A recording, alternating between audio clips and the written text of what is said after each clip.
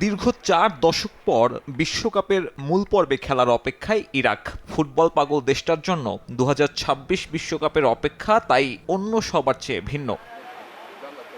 1 April play of জিতলেই নিশ্চিত হতো মূল পর্ব।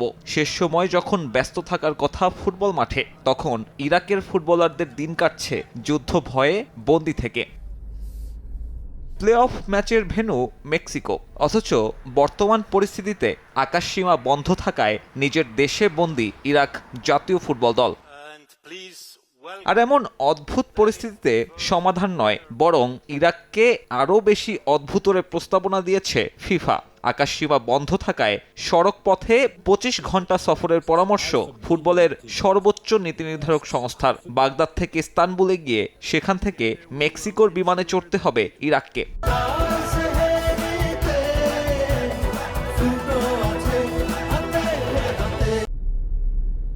উত্তরাঞ্চলের এই সড়ক ঝুঁকিপূর্ণ।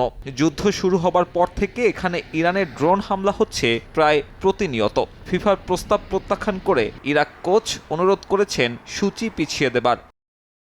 সুরিনাম আর বলিভিয়ার ম্যাচটা এই মাসে হোক, এবং বিশ্বকাপের 1 মাস আগে আমরা জয়ী দলের বিপক্ষে যুক্তরাষ্ট্রে খেলব। সেখানে যারা জিতবে তারা থেকে যাবে, হারা দল বাড়ি ফিরবে। আমার মতে ইরানের সিদ্ধান্ত বুঝতে এতে ফিফাও সময় পাবে। যদি ইরান সরে যায় তাহলে আমরা বিশ্বকাপ খেলব, আর আমরা যাদের হারিয়েছিলাম সেই আরব আমিরাত খেলুক প্লে অফে। যুদ্ধের কারণে ইরাকে পৌঁছাতে পারেননি দলটার কোচ। তিনি আটকে আছেন দুবাইয়ে। আর্নল্ডের এমন প্রস্তাবে এখনও কোনো উত্তর দেয়নি ফিফা। তবে ফিফার অসহায়ত্বে মলিন হচ্ছে ইরাকের বিশ্বকাপ ভাগ্য।